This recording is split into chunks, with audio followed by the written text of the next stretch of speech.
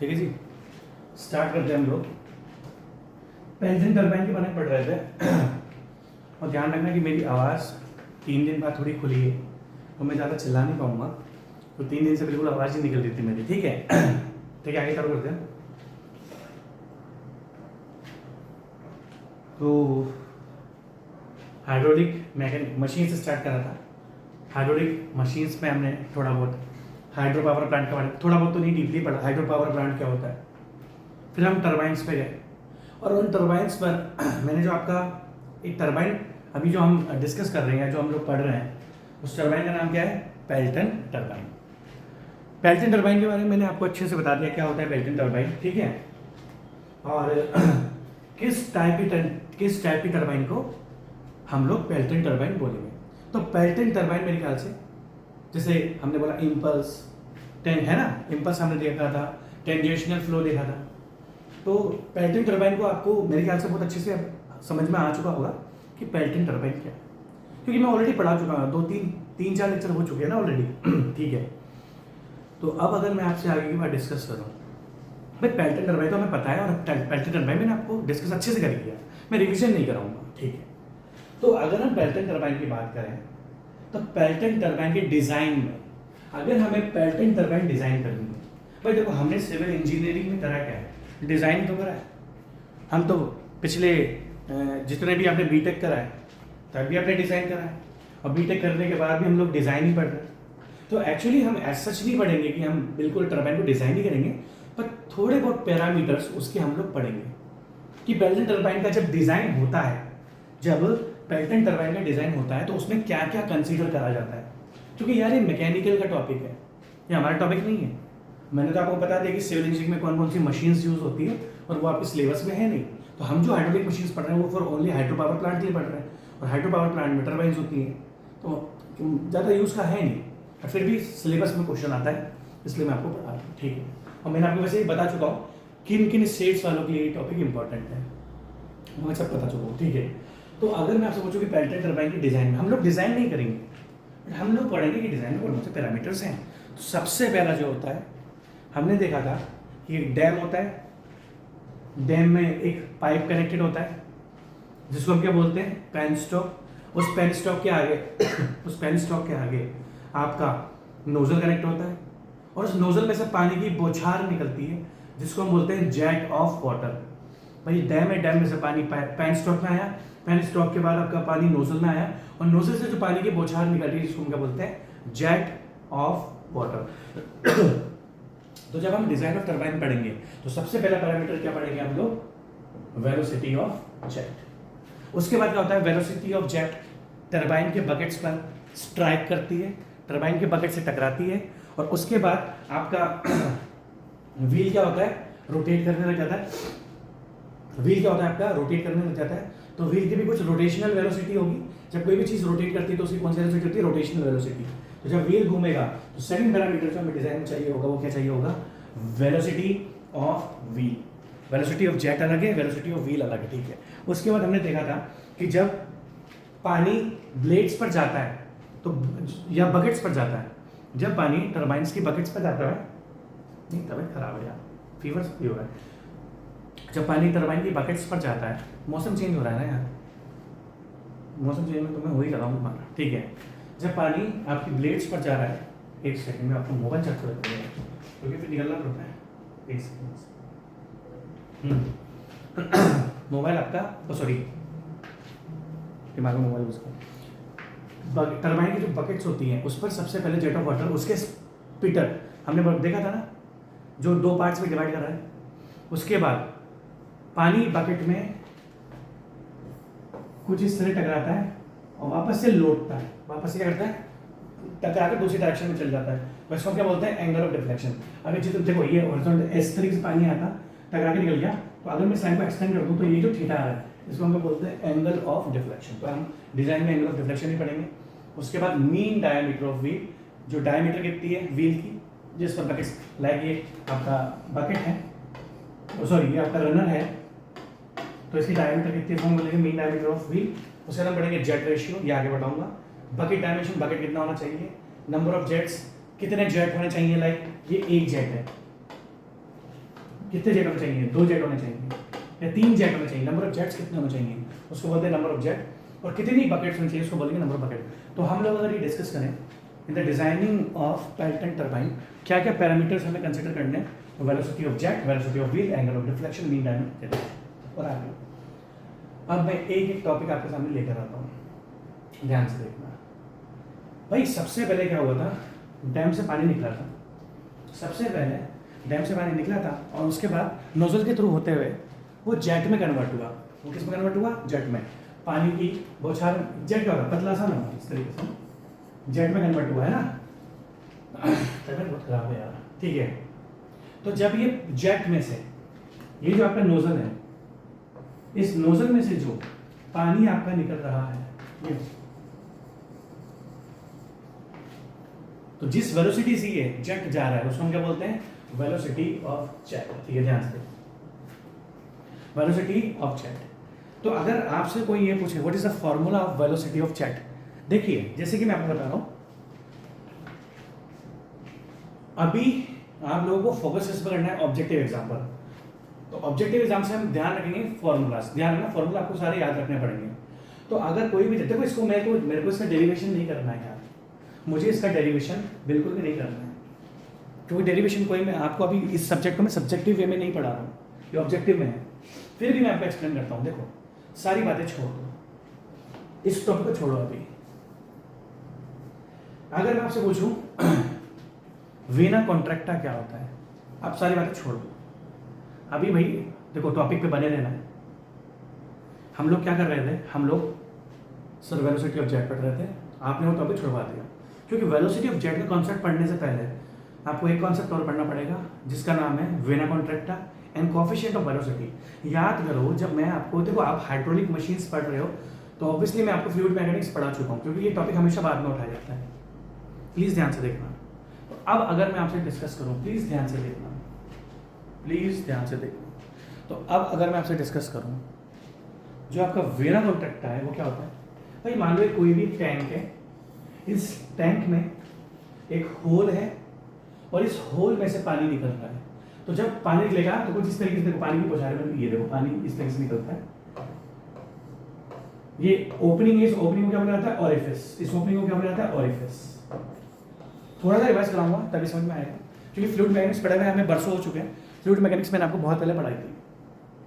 तो जब भी कोई टैंक है, टैंक में ओपनिंग है, ओपनिंग को ओरिफिस बोलते हैं, उसमें से जब पानी निकलता है, चुप रहा है, उसमें से जब पानी निकलता है तो जो आपका पानी का जो जेट निकलता है, इसमें से एक सेक्शन ऐसा होता है, इस पानी की बौछार में एक सेक्शन ऐसा होगा जहां पर सबसे कम एरिया होगा, या फिर क्या बोलोगे, सबसे पतला सेक्शन। लाइक अगर मैं बात करूं आपसे, ये एक मोटा सेक्शन है, ये इस मोटे से थोड़ा पतला है, बट इसमें एक ऐसा सेक्शन आएगा जो सबसे छोटा होगा, सबसे पतला होगा या सबसे कम एरिया होगा। इस सेक्शन को हमने बोलते हैं वेना कॉन्ट्रैक्टा। देखो इसको पढ़ने की जरूरत नहीं है, देखो क्या लिखा, फिर एक लाइन में लिखा देता हूँ। The area of jet of fluid goes on decreasing and at a section it becomes minimum. एक ऐसा सेक्शन जहां पर जेट का जो एरिया है, जो सेक्शन है, वो सबसे छोटा है, इस सेक्शन को हम क्या बोलते हैं, वेना कॉन्ट्रैक्टा। ठीक है, तो हमने दो चीजें देखी, कहीं पर ज्यादा है, कहीं पर कम है। ठीक है, अब आप ध्यान से देखना। वेना कॉन्ट्रैक्टर मैंने आपको क्यों पढ़ा है, क्योंकि मुझे आपको कोएफिशिएंट ऑफ वेलोसिटी पढ़ाना है, मुझे आपको कोएफिशिएंट ऑफ वेलोसिटी पढ़ाना है। देखो कोई भी जेट जब निकलता है, कोई भी जेट जब निकलता है तो, और कोई एक टैंक था, टैंक में एक ओपनिंग थी, तो यहाँ पर ही पानी क्यों निकला, क्योंकि इस पानी के ऊपर आपका हेड है, इस पानी के ऊपर क्या है आपका हेड, मतलब वाटर है, वाटर की कुछ हाइट है, जिसके कारण पोटेंशियल एनर्जी क्या हो रहा है, यहाँ पे पानी की एक हाइट है जिसके कारण पोटेंशियल एनर्जी डेवलप हो रही है, और पोटेंशियल एनर्जी बाद में किस में कन्वर्ट हो रही है, काइनेटिक एनर्जी में। काइनेटिक एनर्जी क्यों डेवलप होती है, कभी देखो प्लीज, पोटेंशियल एनर्जी क्यों डेवलप हो रही है, because of height of water. यहाँ पर इस ऑरिफिस, ये जो ऑरिफिस है, इस ऑरिफिस के रेस्पेक्ट में कुछ पानी की हाइट है, जब तक ये हाइट रहेगी तब तक पानी का फ्लो होगा, जब ये हाइट नहीं रहेगी पानी का फ्लो नहीं रहेगा। आप मेरी बात समझ रहे हो, जब तक ये हाइट रहेगी पानी का फ्लो रहेगा, जब तक ये हाइट नहीं रहेगी पानी का फ्लो नहीं रहेगा। ठीक है, अब अगर मैं आपसे आगे की बात डिस्कस करूं,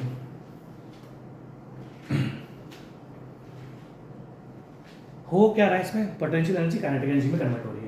और काइनेटिक एनर्जी कब डेवलप होती है, जब बिकॉज ऑफ मूविंग ऑब्जेक्ट, यहाँ पर पानी मूव हो रहा है, मूव होने के कारण वेलोसिटी मूव क्यों हो रहा है, क्योंकि उसकी कुछ वेलोसिटी है, और अगर वेलोसिटी है तो कौन सी एनर्जी डेवलप होगी, काइनेटिक एनर्जी। अब ध्यान से देखना, तो अगर मैं आपसे बोलूँ what is coefficient of velocity, हमने क्या पढ़ा था, coefficient of discharge, coefficient of contraction, coefficient of velocity. ये तीनों कोफिशिएंट्स मैं आपको ऑलरेडी बता चुका हूँ। ये तीनों कोफिशिएंट फ्लूइड को डिफाइन करने में काम आते हैं, ये ऑलरेडी मैं आपको टॉपिक पढ़ा चुका हूँ, ठीक है। तो अगर मैं आपसे पूछूं what is coefficient of velocity, देखो कभी भी कोई जेट निकलता है तो उसकी थ्योरेटिकल, अभी हमने क्या बोला, पानी किसकी वजह से फ्लो हो रहा है, क्योंकि वहां पर एक हेड ऑफ वाटर था, क्या था, हेड ऑफ वाटर। तो जब भी किसी जेट की हम बात करते हैं वो मूव करता है तो हम उसकी थ्योरेटिकल वेलोसिटी क्या मानते हैं, हम उसकी थ्योरेटिकल वेलोसिटी, पानी क्यों फ्लो होगा, because of head of water, तो हम उसकी थ्योरेटिकल वेलोसिटी को हमेशा मानेंगे अंडर रूट 2gh। ये ऑलरेडी मैं आपको सब पढ़ा चुका हूँ, ये टॉपिक मैंने पूरा पढ़ा दिया, बस इस टॉपिक में आया था तो मैंने सोचा आपको थोड़ा बहुत एक्सप्लेन कर देता हूँ। तो किसी भी जेट की जो थ्योरेटिकल वेलोसिटी होती है वो क्या होती है, अंडर रूट 2gh। एच को हमने क्या माने, जो हेड ऑफ वाटर अवेलेबल है, ठीक है।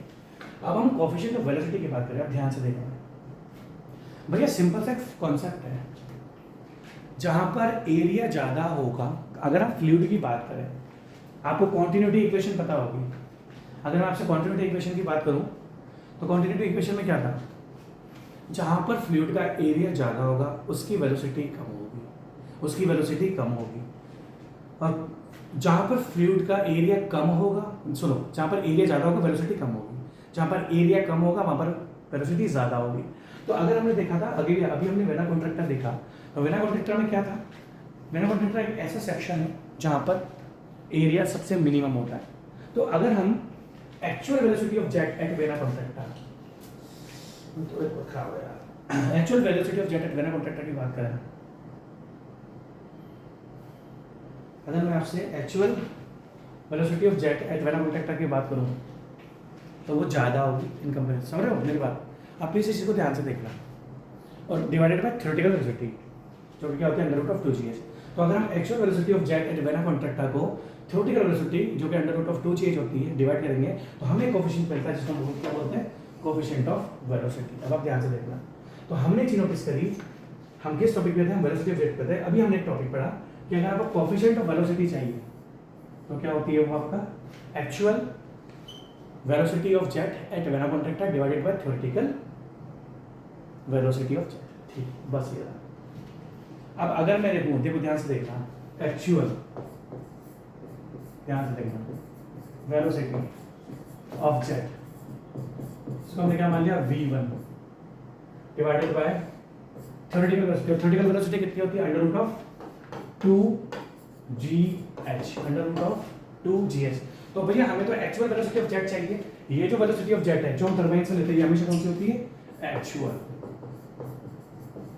तो अगर हमें जेट की, क्योंकि डिजाइन में हमेशा आपको एक्चुअल चीजें ही लेनी पड़ती है, ठीक है। तो अगर अब मैं आपसे एक्चुअल वेलोसिटी ऑफ जेट की बात करूं, अब अगर मैं आपसे एक्चुअल वेलोसिटी ऑफ जेट की बात करूं तो देखो क्या करेंगे, हम इस CV को अंडर रूट 2gh से मल्टीप्लाई कर देंगे, इस CV को अंडर रूट ऑफ 2gh से मल्टीप्लाई कर देंगे, और हमें क्या मिल जाएगा, actual velocity of jet in turbines, ठीक है। मेरे ख्याल से आपको चीज़ें समझ में आ चुकी है। ये हम जो सबसे पहला पैरामीटर पढ़ेंगे वेलोसिटी ऑफ जेट, और किस तरीके से आपके सामने आएगा। तो आपको जो 2 मिनट हो रहा है, मेरे 2 मिनट बैठे में, ठीक है। आगे स्टार्ट करते हैं। तो फर्स्ट जो हमारा पैरामीटर था कोफिशिएंट ऑफ वेलोसिटी, वो आपको चलिए से पता लग चुका है, ठीक है। सेकंड जो हमारा टॉपिक है उसका नाम है वेलोसिटी ऑफ व्हील। बट ये वेलोसिटी ऑफ व्हील जो टॉपिक है ये कहीं ना कहीं हमारे थर्ड टॉपिक से कनेक्टेड है, ठीक है, ध्यान से देखना।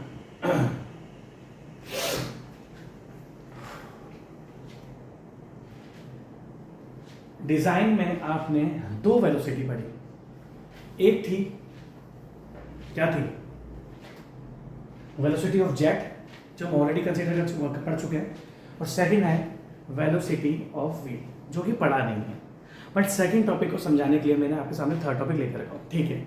सबसे पहले आप मुझे ये बताओ कि पैटर्न टरबाइन कौन सी होती है।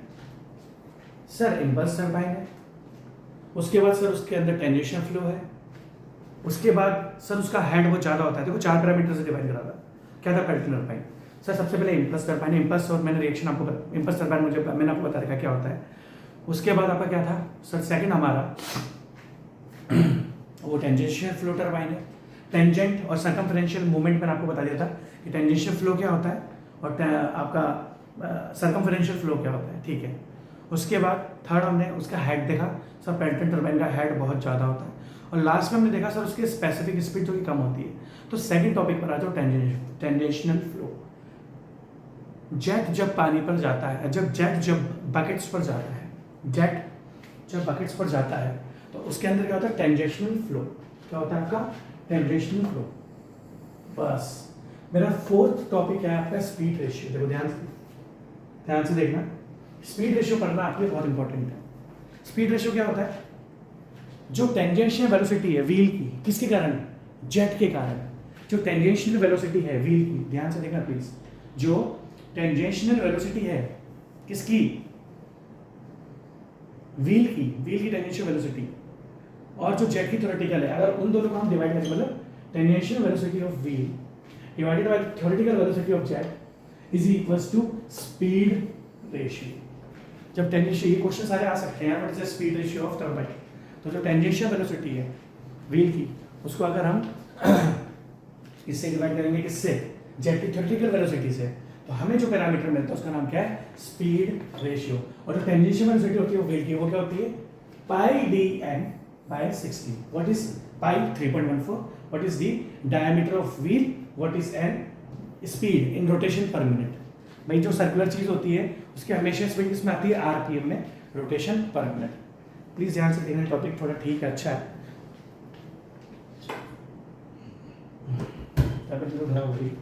ठीक है, ठंडा हो गया, पता नहीं क्या था। आगे चलो करते हैं। समझ के स्पीड रेशियो क्या है, जो आपकी टेंजेंशियल वेलोसिटी है व्हील की, उसको जेट की वेलोसिटी से डिवाइड करती है, तो जो पैरामीटर निकला वो क्या आपका स्पीड रेशियो। अब आ जाओ आप, कहाँ गया, वेलोसिटी ऑफ व्हील। क्या बोला हमने, वेलोसिटी ऑफ व्हील। आपने अभी एक चीज देखा, अब देखो ध्यान से, आपने क्या देखा कि सर अभी हमने एक पैरामीटर फाइंड करा है, speed ratio, which is equals to जो कि टेंजेंशियल वेलोसिटी व्हील की डिवाइडेड, और कौन सी व्हील की, हम पैटर्न टरबाइन की बात कर रहे हैं। ये फॉर्मूला ओनली पैटर्न टरबाइन का भी यूज करेंगे, ठीक है। Tangential velocity of wheel divided by आपका velocity of jet, which is equals to √2gh। Actual velocity of jet क्या होती है, √2gh होती है। भाई एक्चुअल वेलोसिटी ऑफ जेट क्या है, √2gh। तो यहाँ से अगर हम बात करेंगे, जो हमारी टेंजेंशियल वेलोसिटी वो किसके इक्वल क्या करेगी, is equals to phi, what is phi, speed ratio, which is equals to 0.40 to 0.48। समझ में आ गया, velocity of wheel, that means tangential velocity of wheel हम किस तरीके से फाइंड करेंगे। कहना था देखो बहुत इजी है यार, ये छोड़ दो, देखो आज मेरे अंदर ताकत नहीं है, बट फिर भी समझ में तो आपको आना चाहिए, है ना। Every day is not Sunday, ध्यान रखना। समझिए, every day is not Sunday का मतलब क्या है, हर दिन बढ़िया नहीं होता है, लाइफ है, मंडे से लेकर सैटरडे भी आता है, ठीक है। वेलोसिटी ऑफ जेट आपको समझ में आ गया, सी वी। कोएफिशिएंट ऑफ वेलोसिटी आपको पता है, हाँ सर पता है। √2g आपको पता है, हाँ सर पता है, किस तरीके से आता है, ठीक है। उसके बाद आपको वेलोसिटी ऑफ व्हील में जो टेंजेंशियल वेलोसिटी ऑफ व्हील है, क्या आपको फाई पता है, what is phi, speed ratio. क्या आपको स्पीड रेशियो पता है, हाँ सर पता है, बस मेरे लिए इतना काफ़ी है, और आपके लिए भी इतना ही काफ़ी है, ठीक है। नेक्स्ट, इसका आएंगे हम एंगल ऑफ डिफ्लेक्शन। देखो मैंने आपको एक चीज़ बताई है कि जब भी पानी बकेट के ऊपर पड़ता है, उसके बाद वो पानी डेविएट होता है, उसके अंदर क्या होता है, एक डिफ्लेक्शन होता है। मैंने आपका भी बना कर दिखाया था। अगर ये बकेट है तो पानी अगर इस तरीके से गया तो पानी इसमें टकराने के बाद इस तरीके का लोड क्या आता है। तो अगर हम हॉरिजॉन्टल एक्सिस के रेस्पेक्ट में अगर ये एंगल देखेंगे थीटा, तो इस एंगल को कितना क्या बोला जाता है, angle of deflection of jet. कि जेट वापस मुड़कर कितने एंगल पर वापस गया, जेट वापस मुड़कर कितने एंगल पर वापस गया। सिंपल सी बात है। तो अगर हम बात करें तो ये वैल्यू जनरली कितनी होती है, 165 टू 165 डिग्री टू 167 डिग्री। तो अगर आपको कहीं पर भी पैटर्न टरबाइन के केस में, देखो स्पेशली ध्यान रखना, अभी आपके दिमाग के अंदर बस पैटर्न टरबाइन चलना चाहिए। अभी आपके दिमाग के अंदर बस एक ही वर्ड चलना चाहिए या एक ही पैरामीटर चलना चाहिए और उसका नाम है पेल्टन टरबाइन, ठीक है। तो अगर मैं आपसे पेल्टन टरबाइन की बात करूँ तो इसमें अगर जब पानी जाएगा, जो बैंड मतलब जो डिफ्लेक्ट होता है, जो डेविएट होता है, उसके बीच वो एंगल कितना होता है 165 डिग्री। तो कभी भी अगर आपको एंगल ऑफ डिफ्लेक्शन की बात करी जाए और आपको मेंशन नहीं करा हुआ है पेल्टन टरबाइन के केस में, तो हम कितनी वैल्यू लेंगे 165 डिग्री। ये एक ऑब्जेक्टिव क्वेश्चन है कि पेल्टन टरबाइन के केस में एक पेल्टन जो हमारी टरबाइन है इसमें कितना एंगल होता है 165 डिग्री। मेरे ख्याल से आप समझ गए होंगे, ठीक है। आगे एक बार डिस्कस करते हैं। उसके बाद आगे आपका मीन, अच्छा ठीक है, मैं आपको एक चीज़ और बता देता हूँ। आज से 5 से 7 दिन बाद कुछ दिन के लिए मैं या तो व्हाइट बोर्ड पर जाऊंगा, आज से 5 से 7 दिन बाद मैं कुछ दिन के लिए या तो व्हाइट बोर्ड पे जाऊंगा, टच पैड पे जाऊंगा, है ना। तो थोड़ा वो आप एडजस्ट करना, बस वो 5-6 दिन की बात होगी, वो थोड़ा आप एडजस्ट करना, ठीक है। तो थर्ड पैरामीटर था हमारा angle of deflection of jet, जो आपको पता है यार कैसे, मैंने आपको ऑलरेडी पहले ही बता दिया यार, ठीक है। उसका बीन डायमीटर देखो देखो मैं देता हूँ, ये बकेट, ये रनर है, रनर की ये शाफ्ट है जिस पर कनेक्ट होता है रनर, ये बकेट से। तो यहाँ से लेके यहाँ तक की जो डायमीटर है इसको हम बोलते हैं मीन डायमीटर ऑफ रनर या मीन डायमीटर ऑफ व्हील या mean diameter of the Pelton turbine wheel, ठीक है। तो अभी हमने थोड़ी देर पहले टेंजेंशियल वेलोसिटी पढ़ा था, which is equals to pi dn by 60 in rotation per minute RPM. RPM तो आप जानते हो यार, इंजीनियरिंग करी हुई तो आरपीएम, तो कोई भी चीज जो रोटेट होती है उसकी वेलोसिटी हमेशा रोटेशन पर मिनट कि 1 मिनट में कितना रोटेट हुआ, 1 मिनट में कितना रोटेट हुआ हमेशा उसमें देखा जाता है, 1 मिनट में कितना रोटेट हुआ हमेशा उसको आपको देखा जाएगा, ठीक है। तो अभी हमने देखा कि अगर u is to pi D है, u is to pi D by 60 है, तो यहाँ से हम डायमीटर को क्या करेंगे, डायमीटर ऊपर नीचे कर दो यार, डिनोमिनेटर न्यूमरेटर का खेल है। यहाँ से हमारी जो मीन डायमीटर व्हील क्या निकल जाएगी 60u by pi m। What is u, tangential velocity of wheel, what is n, number of rotation of wheel. Simple सा है यार, इजी सा टॉपिक है। नेक्स्ट, अरे वापस कैसे आ गया, अच्छा ये वही है, नहीं बार बार रिपीट हो गया, ठीक है। नेक्स्ट जेट रेशियो, देखो ये जितने भी पैरामीटर्स मैं आपको पढ़ा रहा हूँ भाई साहब, सबसे ऑब्जेक्टिव क्वेश्चन है, ठीक है। अभी हमने देखा हमारा जो नेक्स्ट 5th पैरामीटर है वो क्या है, जेट रेशियो। भाई अगर आप ध्यान से देखो तो आपके पास यहाँ पर बहुत सारे डायमीटर्स हैं। अगर मैं आपसे पूछूं कौन कौन सी डायमीटर्स हैं आपके पास, अगर बोलो कि जितनी भी हमने पेल्टन टरबाइन पढ़ी है कौन कौन सी डायमीटर्स आपने जनरली पढ़ी है, देखो 3 डायमीटर तो मैं आपको अभी बता दूंगा, बताऊं, देखो एक तो है diameter of penstock, diameter of penstock, जिससे जिस पाइप से आपका पानी निकलता है वो डायमीटर, जो पाइप है वो सर्कुलर पाइप होता है, अब वो चाहे आरसीसी का हो चाहे वो स्टील, आरसीसी का जनरली यूज होता है, तो उस पाइप के भी तो कुछ डायमीटर होगी। तो फर्स्ट डायमीटर जो हमने पढ़ी होगी डायमीटर पेनस्टॉक। दूसरा आपका जेट, जो जेट निकल रहा है, जो नोजल से जेट निकल रहा है उसकी भी तो कुछ डायमीटर होगी। सेकंड डायमीटर क्या हमारे पास, डायमीटर ऑफ जेट। और क्योंकि ये देखो अभी मैं आपको इसको आगे आगे एक्सप्लेन करूंगा तो ये सारी चीज़ें आपके सामने आएंगी, आगे आगे इन सारी चीज़ों को मैं एक्सप्लेन करूंगा। एक्चुअली अभी पेल्टन टरबाइन हमें ढंग से डिस्कस करना है, तो ये सब डायमीटर्स आपके काम में आएंगे। थर्ड हमारा कौन सा है, diameter of wheel, diameter of wheel. Third diameter क्या मेरे पास, डायमीटर ऑफ व्हील। बट आप कुछ मत करो यार, ये डायमीटर देख रहे हो आप, कौन सी व्हील की डायमीटर, और दूसरे डायमीटर अभी इसको छोड़ दो, ये अभी आगे काम आएगा डायमीटर ऑफ पेंसिल, अभी काम नहीं आएगा आपको, मैंने बस आपको थोड़ी नॉलेज के लिए बोल दिया, ठीक है। ये सेकंड डायमीटर कौन सी है, diameter of jet. Third diameter कौन सी, डायमीटर ऑफ व्हील। बस कुछ मत करो, डायमीटर ऑफ व्हील को डायमीटर ऑफ जेट से डिवाइड कर दो, आपके सामने क्या आ जाएगा, जेट रेशियो। दैट मींस आपको क्या करना है, diameter of wheel divided by diameter of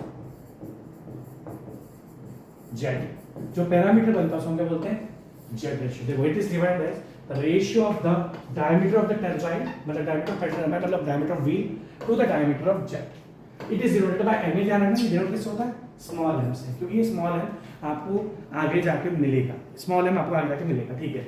अब ये बात आती है कि सर जो डायमीटर ऑफ जेट है और जो डायमीटर ऑफ व्हील है, क्या इनके बीच में रिलेशन है? हाँ बिल्कुल है, 11 से 16 और average 12।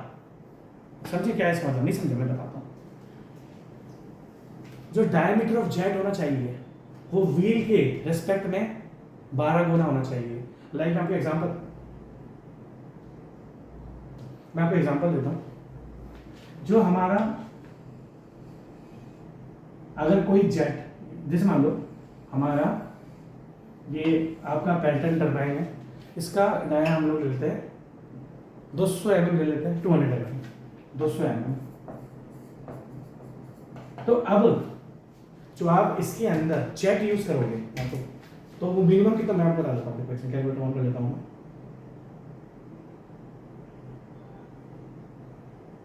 10 divided by 12, that means 16 mm। That means अब जो आप क्या करा मैंने, जो जेट यूज होगा उसकी जो डायमीटर है जेट की वो मिनिमम 16 mm होनी चाहिए। समझे? जो भी इन दोनों का रिलेशन समझे आप? दैट मीन्स जेट के 12 गुना डायमीटर ऑफ टरबाइन होना चाहिए। या फिर अगर मैं टरबाइन से कंपेयर करूं तो टरबाइन को 12 से डिवाइड करो, उतनी मिनिमम जेट की डायमीटर होनी चाहिए। और इसी यार मैं किस पर आ गया, अच्छा सॉरी, ये नेक्स्ट पेज पर आ गया। ठीक है, मेरी बात समझो, देखो ध्यान से। जेट रेशियो क्या है? जो पेल्टन का व्हील है, जो टरबाइन का व्हील है, उसकी जो डायमीटर है उसको आप डिवाइड करो जेट की डायमीटर से। अब ये जो पैरामीटर इन दोनों के रेशियो से बनेगा उसको बोलते हैं जेट रेशियो। और अगर मैं आपसे जेट रेशियो की बात करूं तो जेट रेशियो क्या है आपका? तो कितना रिलेशन चाहिए? ये जो जेट ऑफ वाटर है वो 12 टाइम्स होता है equals to that means wheel और जेट में रिलेशन क्या है? 12 का।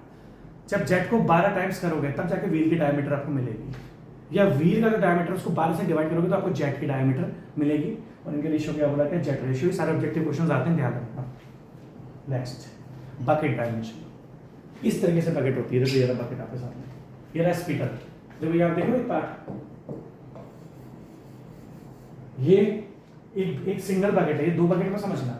ये एक सिंगल बकेट, आप इसको ये मत समझना कि ये 2 बकेट है, ठीक है? तो इसमें क्या है आप देखोगे, एक तो इसकी चौड़ाई है, ये चौड़ाई देख रहे हो आप, ये विड्थ, ये इसको क्या बोलते हैं? विड्थ। कितना होना चाहिए भाई? देखो सारी चीजें किस आएगी? जेट से। अभी हमने थोड़ी देर पहले स्पीड रेशियो पढ़ा था, जो कि हमने देखा था कि जेट और टरबाइन का जो व्हील का डायमीटर है, जो जेट का डायमीटर है और टरबाइन के व्हील का डायमीटर है, उसका हमने रिलेशनशिप देखा था। अब हम क्या देख रहे हैं? जो बकेट है, अभी क्या है? What is the diameter of jet. तो ये जो बकेट की चौड़ाई है, विड्थ, ये 3 to 4 टाइम्स होनी चाहिए। दैट मीन्स जो जेट की डायमीटर है आप उसको 3 से या 4 से मल्टीप्लाई करो, 3 से या 4 से मल्टीप्लाई करो, और जो वैल्यू आएगी, मतलब 3 या 4 टाइम्स उससे करो, जो वैल्यू आएगी उतनी इसकी चौड़ाई होनी चाहिए। और अगर हम लेंथ की बात करें तो जो देखो प्लीज, अगर हम विड्थ की बात कर रहे हैं तो ध्यान से, width equals to 3 to 4 times of diameter of jet, diameter of jet. और अगर हम लेंथ की बात कर रहे हैं तो 2 to 3 times, 2 to 3 times the diameter of jet. और रही बात इसकी थिकनेस की, तो बहुत 1 mm थिकनेस रहती है इसकी, 0.8 से 1.2 mm। देखो समझ में, जो विड्थ रहेगी वो कितनी रहेगी? 3 to 4 टाइम्स। किसकी?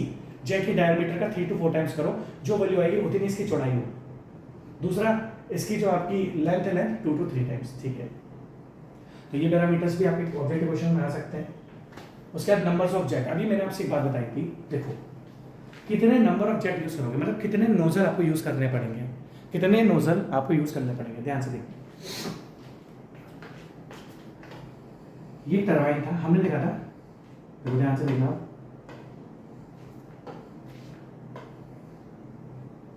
है ना? यहां से जेट निकला, इसने बकेट पे पानी मारा, ठीक है? और ये रोटेट करना आपका चालू कर देती है एंटी क्लॉकवाइज डायरेक्शन में। मैंने आपसे एक जेट और बताया था जब क्या होता है कि जब हमें इसको काम नहीं होता तो एक जेट की हेल्प से हम इस टरबाइन को रोकते हैं। तो एक तो क्या है, एक जेट कौन सा है जिससे टरबाइन रोटेट हो रही है, और दूसरा जेट कौन सा है जिसको हम निकालते हैं ब्रेकिंग जेट, ब्रेकिंग जेट।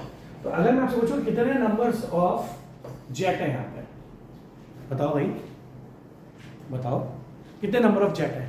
तो आप बोलोगे सर यहाँ पे 2 जेट है, एक है मेन जेट जो रोटेट कर रहा है, दूसरा क्या है ब्रेकिंग जेट। तो नंबर ऑफ जेट्स क्या है, कितने नंबर ऑफ जेट यूज होते हैं, कितने नंबर ऑफ जेट यूज होते हैं। तो पेल्टन टरबाइन में कितने यूज होते हैं, 2। और पेल्टन टरबाइन कौन सी होती है, वर्टिकल टरबाइन। देखो in general the number of jets are 2 in case of vertical runner. ये वर्टिकल, देखो ये वर्टिकल रनर है ना इस तरीके से, और जब रनर इस तरीके से होगा तो ये हॉरिजॉन्टल रनर है। देखो रनर अभी इस तरीके से, तो ये वर्टिकल रनर है। जब हम दूसरी टरबाइन पढ़ेंगे तो उसमें रनर कैसा होगा, हॉरिजॉन्टल। दैट मींस ध्यान रखना जो वर्टिकल रनर होता है उसमें कितने नंबर ऑफ जेट यूज होते हैं, 2। और जो हॉरिजॉन्टल रनर होता है उसके केस में नंबर ऑफ जेट कितने यूज होते हैं, 6। ये अभी मैं आपको एक्सप्लेन नहीं कर सकता क्योंकि अभी पेल्टन व्हील पे यार में चल रहा हूँ। जब हम आगे पढ़ेंगे तो देखेंगे कितने नंबर ऑफ रनर्स उसके अंदर है। ठीक है, और नंबर ऑफ बकेट्स। ये जो टरबाइन है, ये जो रनर है, इसके ऊपर कितनी बकेट्स होनी चाहिए। ये बकेट देख रहे हो, ये बकेट जो भी बकेट है इसके अंदर, ये कितनी बकेट्स होने चाहिए। लास्ट में लास्ट टॉपिक में, हाँ ठीक है, कितनी बकेट्स होने चाहिए उसको बोलेंगे नंबर ऑफ बकेट्स। सिंपल का रिलेशनशिप है 15 = D/2D। व्हाट इज D, ये नंबर ऑफ बकेट्स कैसे फाइंड करेंगे, 15 plus diameter of wheel upon में 2 times of diameter of jet. यहाँ पर मैं अपना डिजाइन वाला टॉपिक कंप्लीट करता हूँ और मेरे ख्याल से आज इतने काफ़ी है। Thank you. इसके आगे बढ़ेंगे एफिशिएंसी उसका पेल्टन टरबाइन और ढंग से। Take care, bye bye.